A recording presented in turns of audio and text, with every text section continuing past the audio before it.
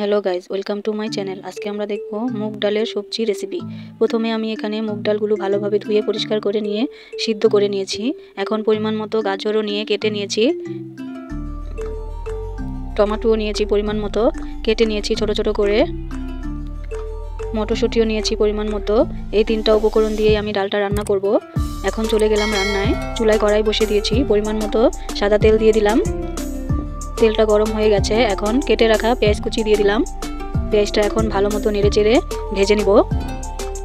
পেঁয়াজটা আমার হালকা ভাজা হয়ে গেছে, এখন কেটে রাখা গাজর আর পেঁয়াজ পাতা দিয়ে দিলাম। এই দুটি উপকরণ এখন নেড়ে চেড়ে ভেজে নিব। দুটি উপকরণ ভালো মতো ভাজা হয়ে গেছে, এখন আদা রসুন বাটা দিয়ে দিলাম পরিমাণ মতো। আদা রসুনগুলো ভালো মতো ভেজে নিতে হবে, তা না হলে কাঁচা স্মেলটা আসতে পারে। ভালো মতো ভাজা হয়ে গেছে, এখন আমি 2 থেকে 3 টেবিল চামচ গরম মশলার গুঁড়া দিয়ে দিলাম। মরিচের গুঁড়ো দিয়ে দিলাম 3 টেবিল চামচ। হলুদের গুঁড়ো দিয়ে দিব 2 টেবিল চামচ। এখন মশলাগুলো ভালো মতো কষিয়ে নিব।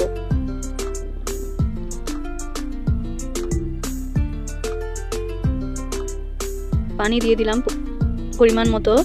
পানি দিয়ে আরও 5-6 মিনিট মশলাটা কষিয়ে নিব। মশলাটা ভালো মতো কষানো হয়ে গেছে, এখন সিদ্ধ করে রাখা মুগ ডালগুলো দিয়ে দিলাম। ভালো মতো নেড়ে চেড়ে আরও কিছুক্ষণ কষিয়ে নিব। মুগ ডালটা দিয়ে আমি আরও 5-6 মিনিট কষিয়ে নিব। মশলার সাথে মুগ ডালটা আমার অনেকক্ষণ কষানো হয়ে গেছে, এখন পরিমাণ মতো পানি দিয়ে দিলাম। পানি দেওয়া হয়ে গেছে, এখন আমি মটরশুঁটিগুলো দিয়ে দিলাম। 3-4টার মতো তেজপাতাও দিয়ে দিলাম। টমেটোও দিয়ে দিলাম কেটে রাখা। এখন আমি আরও 5-6 মিনিট জাল করে নিব।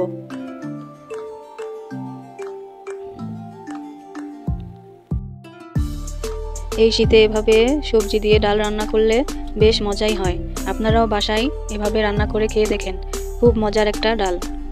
ভালো মতো নেড়ে চেড়ে এখন আমি 5-6টা কাঁচামরিচও দিয়ে দিয়েছি। বলক চলে এসেছে। এখন আমি কেটে রাখা ধনিয়া পাতা দিয়ে দিব। ধনিয়া পাতা দিয়ে দিলাম পরিমাণ মতো। নেড়ে চেড়ে আরও 5-6 মিনিট জাল করে নিব। বাসায় এভাবে পরিবারের সকলকে রান্না করে দিবেন, অবশ্যই সবাই পছন্দ করবে এই ডালটা। যে ডাল না খায় সেও ডাল চেটেপুটে খাবে। ডালটা রান্না হয়ে গেছে, চুলা থেকে নামিয়ে নিয়েছি।